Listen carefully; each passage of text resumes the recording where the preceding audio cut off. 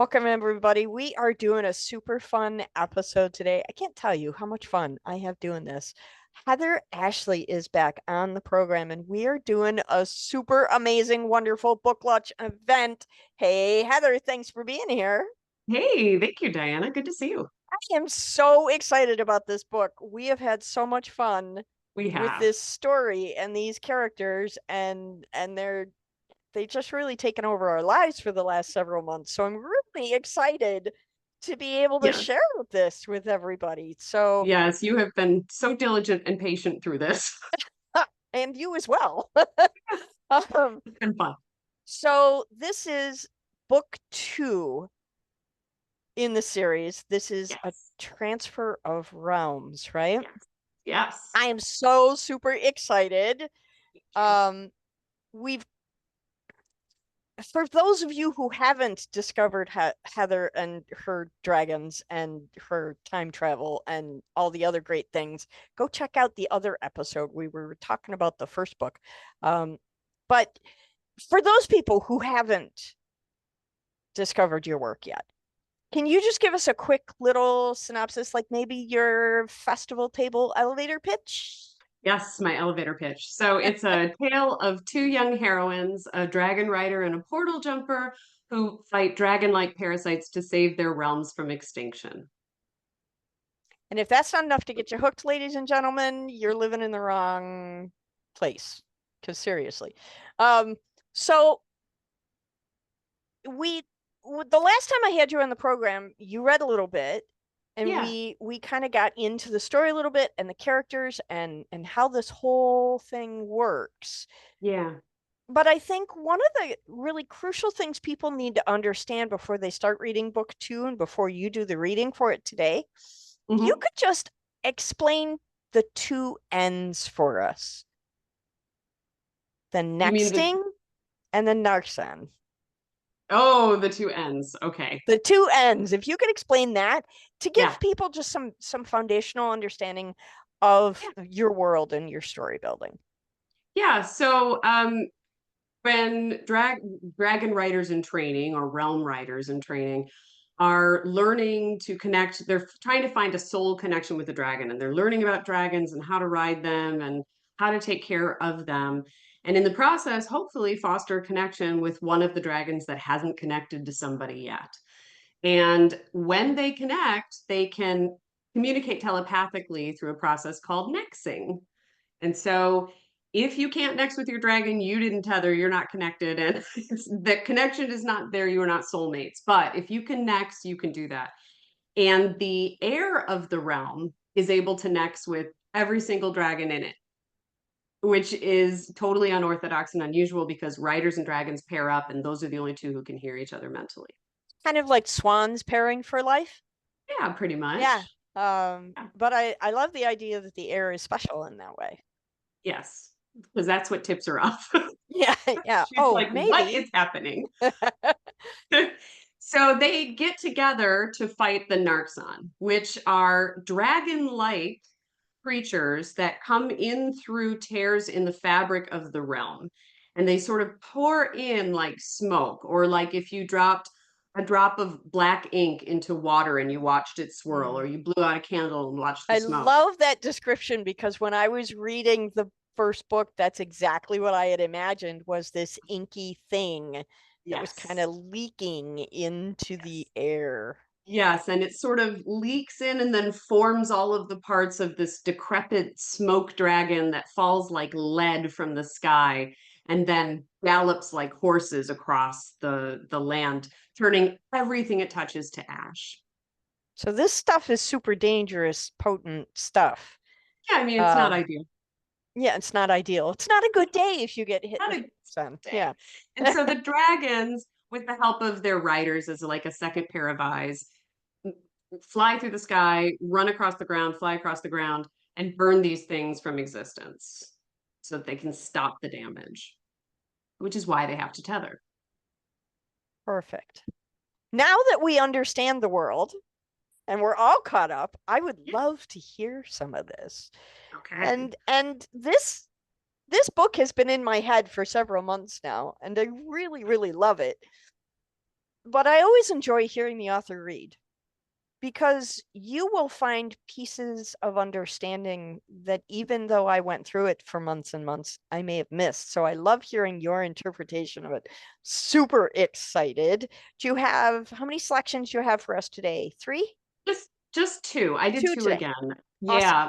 In the first one that we did together, I did a section from Rosamund and a section from Emmeline. Mm-hmm. There are two main heroines, and it felt like the right way to introduce the series. But today, I have actually picked, though I have Rosamund in one, I have picked selections that are a little bit more fun and quirky than they are specifically on point with a specific character. So I thought it'd be fun to shake it up and give potential readers an idea of some of the other parts of the world that or realms that they maybe are less familiar with or will become more familiar with as they read the sequel. And this is exactly why I love doing this podcast because I never know what an author is going to bring to the mic. Right. So I get to be excited along with everybody else, which again makes me 6 years old. So Yeah.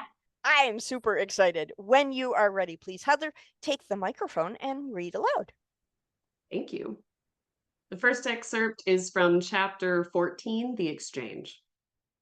Back to him again, eh? Felicity asked over the blaring Assalian alternative rock. The alternative part seemed to refer to the oddly juxtaposed combination of bluesy twang, angsty lyrics, and a heavy rock beat. No wonder they make such great beer, Lyndon groused internally, eyeing the Assalian taps behind the bar. What is it with this guy? She continued. You got a thing for riders? Her eyebrow bounced suggestively. Felicity raked her blonde hair back into a delightfully messy ponytail. It seemed at odds with her thick rimmed blue glasses, which could have perched on the prim nose of any bookworm. Unlike the other dadists in her department, she was an enigma, in a way that her nerdy peers tried far too desperately to be. She even risked her perhaps unassailable position upstairs to act as a gambit bookie. Despite what catnip all that made her, he too frequently reminded her patrons that she was off limits to their more intimate desires. A pity. Lyndon would have loved to explore every inch of her dichotomous mind and the body attached to it. My interest in him is not your concern and has nothing to do with my love life, Lyndon insisted, stepping closer to her. But if you would like something to do with my love life, you really believe you're irresistible, don't you? She interrupted. Lyndon inspected his sculpted arms before patting his hands down the thin t shirt clinging to his pecs and flat stomach. Running for Luth gave him endless opportunities to surf, swim, jog, and maintain a physique that lured Welsa models into his oversized chair in the club, usually two at a time. He gazed back up at her with a smirk. Don't you? Your Luthien tan and beach body aren't enough to tempt me. Sorry. You say that now, but get me out of this formal wear and into a pair of trunks. I thought swim trunks were formal wear in Luth. She rolled her eyes. What's the bet this time? I think Da Bevel's going to be Rosewin's secondary. You heard about the dummy letter from Stanbur rumoring the heir had been found. Before Lyndon could respond, Felicity made a face.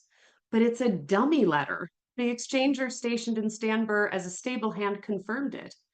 That letter has nothing to do with my bet. Lyndon mimicked her snotty expression, and it doesn't make Rosewin any less the heir. But secondaries won't be identified for some time yet, if ever. The royal dragons haven't even flown. It'll take forever to pay out. Trendsetters start early. Before she could argue, he added, Anyway, it'll work because it's a series, another secondary with each step, just like those new political bets. Kicking it off before secondaries come to light spells more risk, more anticipation, and a bigger pot. Between you and me, I think her brother has a pretty excellent shot at being a secondary too. She rolled her eyes again. Why is everyone obsessed with these new bets exposing exchangers' politics? Have you considered making it a little more intriguing? Maybe that Dar Bevel is an expendable secondary? You just defined the term, Lyndon retorted, bristling. Politics is one thing, but I don't care to bet on anyone's life. Well, aren't you doing that just by labeling him a secondary? Felicity countered. He frowned at her. Look, she sighed. Everyone is paying attention to Rosewin's exploits because she's the heir of Darrenelle. But you are focusing on the identification of as yet non existent secondaries. It's not even interesting. You said it yourself. Everyone's watching Darrenelle. You don't need an overtly phrased life or death outcome to garner interest. Possibility of death is implied, he grumbled. Make it a side bet. I'll go in against you, and when you see it gathering interest, we'll start the series in earnest with Thane. I might even forgive you your losses when I win. He let his features sag into a pout. Don't you trust my judgment? Oh, you've been betting on Darbevel long enough to be an authority on him, except whether he'll be a secondary. You can't know. No one does. Not yet, sometimes not ever. It's virtually unprovable. She eyed him.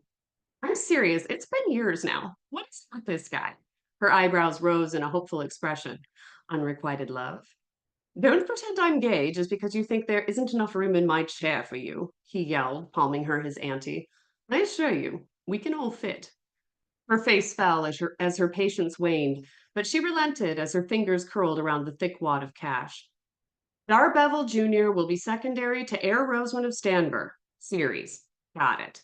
I don't believe anyone will care about it, but I got it. Anything else? What about that bet on how long Rosewind can stay hidden from the counterfaction? Letting it ride? Is the exchange a non-realm? He asked rhetorically. Felicity shrugged. According to my daddest boyfriend, probably not, but since he's the only one who seems to think so, I'll take that as a yes. She walked away, her light blonde ponytail swishing across her shoulder blades with every step. Boyfriend, eh? Compensate however you please, lady, Lyndon called after her. I'll let you know if a spot in my chair opens up. Okay, one more. The next chapter is 21, Keaton. As Rosewind's consciousness returned, she felt the sensation of her hand in someone else's. She thought immediately of Darbevel, but as the fog cleared, she remembered her exhausting discussion with the dragons about his absence. Her head pounded at the memory. She raised her free hand to massage the bridge of her nose, the scent of booze sharpening as her head cleared. When she finally opened her eyes, she traced the length of the arm leading from her hand up to her brother's face. Thane, she mumbled, meeting his eyes. The last of her grogginess receded, and her headache dulled with relief. You're safe. Of course I am, Thane replied with a smile. Sounds like you've already had quite a night, and we haven't even started our meeting. We started, Rosewind replied, pulling herself upright. You're late. He grinned at the others. Nothing wrong with her. He helped her into a seated position, gripping her shoulders to ensure she wouldn't topple over. What do you remember? Too much, she replied, squinting. Did someone carry me here? Dar Thornton lifted his mug to her in salute. Didn't let anything happen to you with Thane headed back this way. They all next at once, didn't they? Alfred asked. He shook his head as if disappointed, but a small, fond smile bent his lips as he pressed a hot mug of cider into Rosewind's hands. Merciless gossips. She smiled back, unable to bear them a grudge either. They meant well. They seemed as confused about this situation as we are, which seems strange for beasts who once knew the activities transpiring a castle away. They can't intuit everything, Alfred said. Or won't divulge everything, Gar Thornton muttered. What did they tell you? Thane asked. It was so jumbled. Rosewind took an overwarm swallow from her mug and returned to cradling it as she waited for it to cool. They next about both Dawes Bevel at once. I couldn't keep it all straight. She tried to recite what she had heard, but her memory had grown as muddled as the dragon's contributions. When she came to the comment about fearing betrayal, the men finally spoke up. That makes sense for Senior, Thane suggested. I don't know what the king would do to a pentagraph who crossed or failed him. Gar Thornton nodded in agreement. We could say the same of our Bevel, Alfred said, a note of regret in his voice. His father could have coerced or, realm forbid, enticed him to help with whatever atrocious deed he's been commissioned to complete. It could be an act of betrayal against our heir. Where? Rosewind muttered, brow furrowing as the fog slowly dissipated before a window of memory. Thane turned to her, but the men's conversation escalated.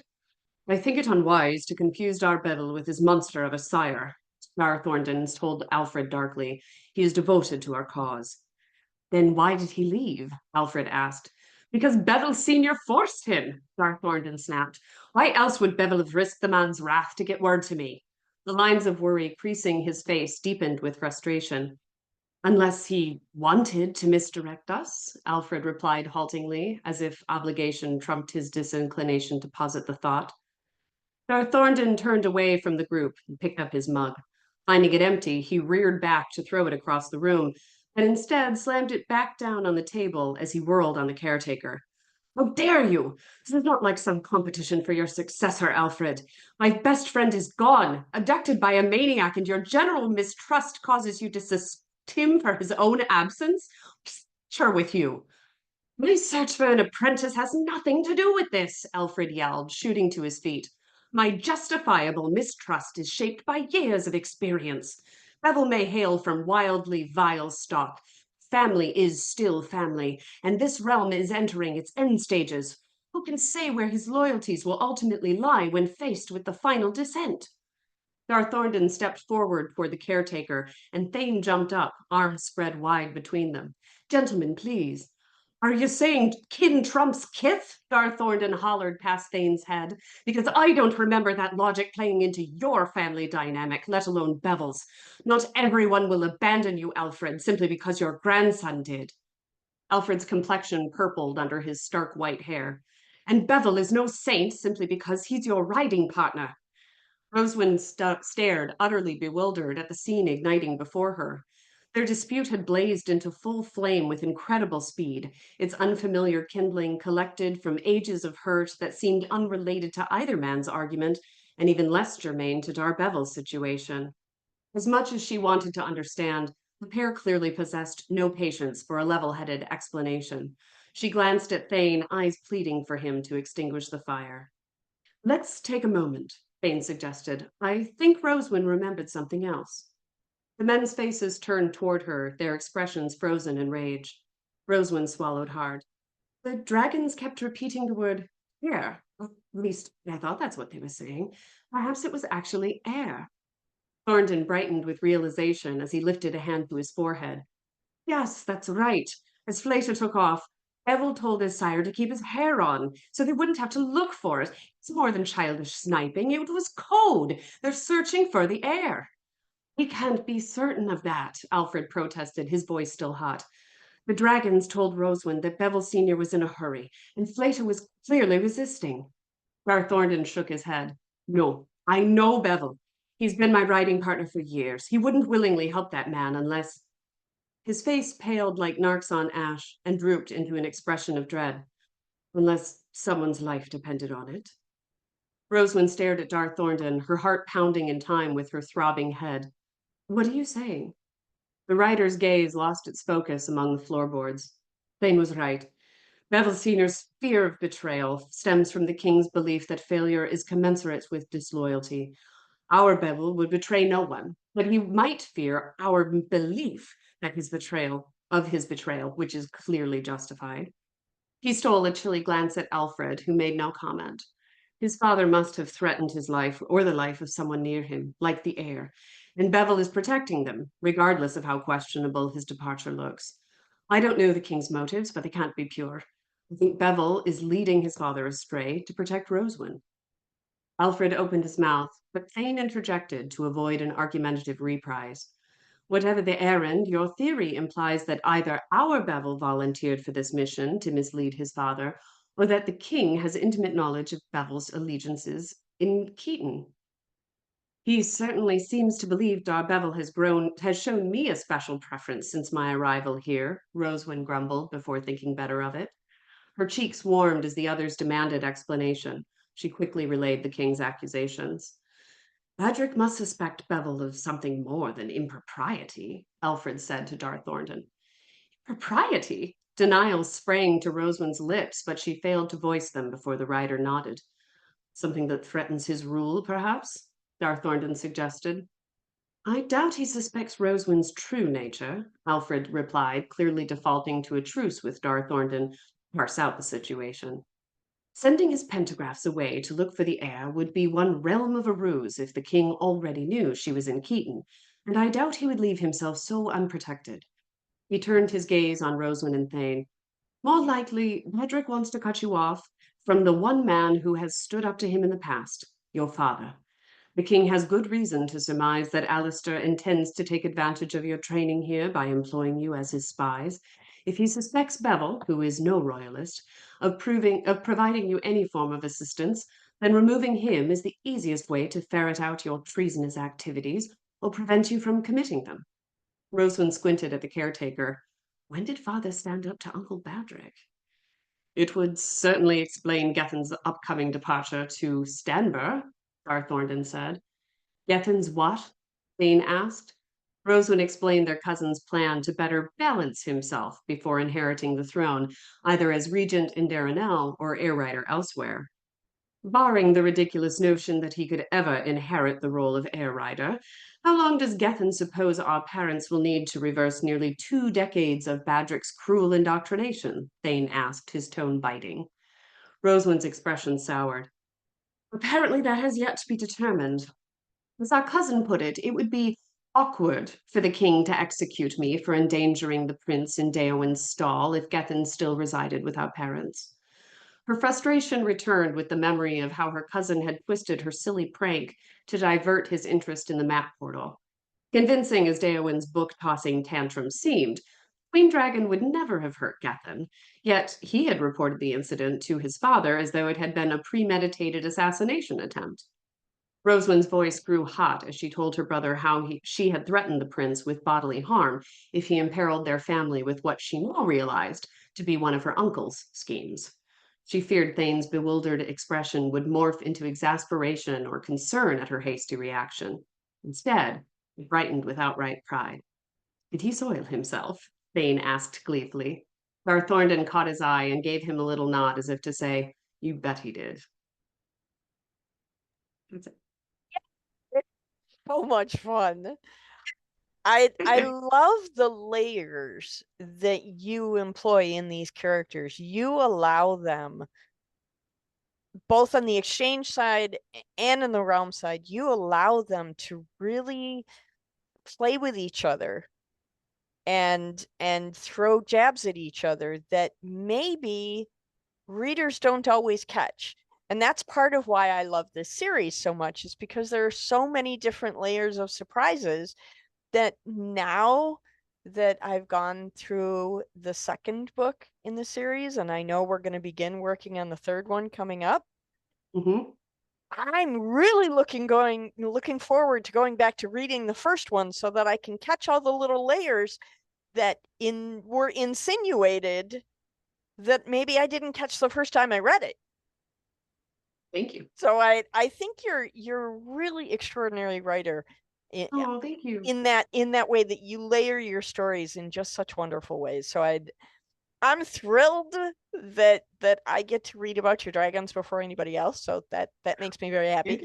And then the other thing is sharing this with everybody is so cool. I feel really honored that you've come on the program.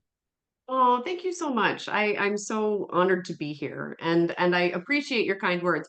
I feel like I don't really earn them because I think my characters basically just tell me what to type and then I just take dictation.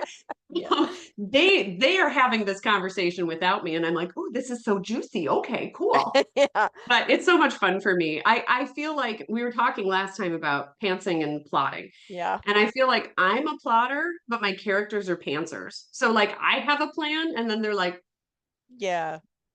we're Yeah. not doing Yeah. it. Yeah, we're not doing that. We're going to do this, and you're just going to write up the incident report after the fact. Right. Yeah. Exactly. Exactly.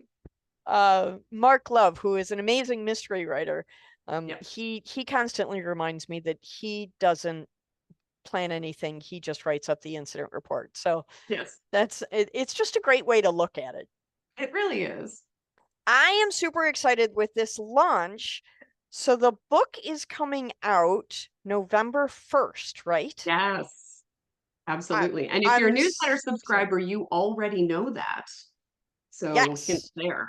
So yeah, so if you want to know all the inside secrets when book 3 comes out and whatever maybe might be happening between now and book 3, Mhm. because there might be some other thing that maybe Maybe. happening. Maybe. You might want to join Heather's newsletter. How can they find that, Heather? just go to heatherashley.com, which is ASHLE, not no Y, or realmwriters.com. It'll take you to the same place. Perfect. Yep. Talk to us about the launch party. This is going to be a dragon extravaganza. Tell us about Yeah. when So and where people can come and meet you and get signed copies. yeah. So we if you've been following it all, we just had a pre-release sale at Kroger on the 18th in Lake Orion, the home of the dragons, and people picked up some fun little things along with their copies of Transfer, which come out early, and I got a few copies in my hands. I got more coming for the 1st of November. So we will be at the Crystal Cauldron on Auburn Road in Rochester Hills from 3 p.m. to 7 p.m. on the 1st. And I did my first book launch there, party there as well. And we Mhm. had such a blast. Patty owns the shop. She is the sweetest. And she's got all kinds of fun crystals and candles and witchy stuff. And it's just like such the perfect atmosphere Oh, for sure. this story. You mix crystals and dragons, and you've got a match made in heaven. I mean, really. There's nothing better. Yeah, yeah. And people who came had such a blast just looking around the shop and hanging out, picking up signed copies. It was great. Signed And we're copies are the best, and November 1st is a great day because it's just before the holiday season gets here, and so you can get your shopping done early. you Come can by, hang out with an amazing author, get an autographed and her copy of the editor. book. Oh yeah, not so amazing, but yes, Very amazing. I will be there cheering you on at every step. Thank you. And then when you pick up a copy for yourself, also pick up a copy for a friend or loved one who also enjoys dragon stories, because there's something better than an autographed book. Seriously. I mean, really. Um, one of the new things that are introduced, and I don't want you to give it all away, but one of the new things that are introduced in this book is the key. Yes. And tell us, just don't give us too much, but tell us just a little bit about the key and maybe how they might be That able to get one. key. If There that it is is. coming in, that is the key. It is on the back cover of the series, every book of the series. Mm-hmm.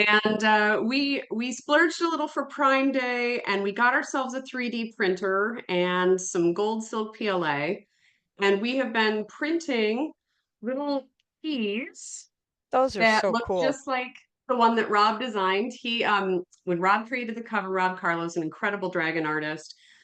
I'm limiting him when I say that. He's an incredible artist in everything he does, but I found Absolutely. He his did all the chapter head graphics in book he two. did the most incredible chapter head graphics. I'll try to pull that up as well. And when he designed this key on the back cover, he actually did it in a 3D CAD file so that I How could go back and convenient. print these. So He's the convenient. most amazing. He knows things before I know things, which is kind of like my characters. Yeah. But he did graphics that Yes. feature, that's the biggest one, so it's the easiest to see, but they feature at the top of every chapter. So the chapters have graphics now And that they go are with, so beautiful. They're they're so well gorgeous. done. Yeah. They're gorgeous. And so we are printing keys, a limited number of keys for people who pick up a copy of Transfer at the November 1st launch party. And we're hoping to have more than one launch party. I'm still nailing down the specifics. So if you sign up for the newsletter, you can figure out where I'm going to be, whether or not I'm going to have keys with me. If you can come see me, get a signed book, signed copy of Transfer. And if you're backlogged and you need air, I will have air with me as well. Absolutely, because I was just going to say, for those of us who are brand new to the series, they may not have air, and They need they need air. they because you I can you hook them got to up. know what happens before you know what happens next, right? You do. This Um, is big fantasy. This is a series that has to be read in order, but right. I recommend you start with air. I've got you. I got copies. Perfect. And again, they make great gifts because they come as a set. It's They do. perfect. They do. We'll Absolutely even perfect. have bundled pricing. So if you want to get both Even copies, better. I'll do you a discount. Even better. Yeah. Um, so let's talk just for a minute about the future. Yeah. There are really exciting things happening in the realm and happening in the exchange, and dragons and baby dragons and all sorts of fun things coming up. Yes. What's coming up for you next? What do you see next on your timeline horizon? What can we kind of start planning on our calendars? That's a great question. Well, so far my average is 2 years a book. And while I'm going to try to bring that up a little bit, Hmm. we have discussed the possibility of some prequel novellas just to kind of gives a little bit more backstory for those who are already really invested in the story. And I would love to embark on those. I haven't had the chance yet because we're doing the launch and things are Oh, crazy. sure. We're staying up all night printing tiny Making golden keys. keys. Uh, but yeah, no, that is hopefully on my docket. So I'm just gonna see where my characters take me. I never know if they're gonna want me to work on book 3 or if they're like prequel idea. And so we'll just see how they feel. And then when James and I are done printing keys ad nauseum, we will start work. I will start working on the writing again. I can't wait. Perfect. Perfect. Now, for those of you who think 2 years is a long time for a book, I need to remind you, book two is 700 pages. Yes. So 2 years is not a long time for a 700-page book. So I No, think and you're doing things at record speed, actually. trying. But you know, my characters, as they're telling me what to write, sometimes I end up writing bits of the next book too. And I do Hmm. have parts of all of the series completed. So, you know, I it's not like I'm only doing 3 and it's this insular universe. There's realms beyond that, and I'm getting things done, I promise. I'm so super excited. This is going to be so Thank much you. fun. We're going to have a party. We're We going have to a party. we're going to have a party. We're going to have dragons. It's going to be super fun. Yeah, Everybody it's should gonna be come great. out. For those of you who don't live in Michigan and you can't make it to Rochester Hills on November 1st, make sure you follow Heather's website and her mailing list. And also, Heather's books are available on Amazon. So if you happen to live in, I don't know, Australia, New Zealand, Great Britain, and you'd like to read a dragon book, absolutely jump on Amazon and catch up there Absolutely. They'll be out on the transfer will be out on the 1st. on the 1st. We're so excited. Heather, I am so grateful for Oh, you me too. and so grateful for your dragons. And I'm really looking forward to seeing what happens to Rose coming next. I'm so smitten with this whole series. Here I am gushing like fangirl. It's ridiculous, but I yeah, love it. Thank I love you. the I storytelling. It's fantastic. Thank you. I appreciate it. And thank you for everything you do. You're fabulous. Thank you. I have a good time, and we have a good time together. And we'll see you coming up here shortly on November 1st. Yeah, sounds great. Thank Thanks you for for your having me. time today. Appreciate it. Have an awesome night. Thanks, you too.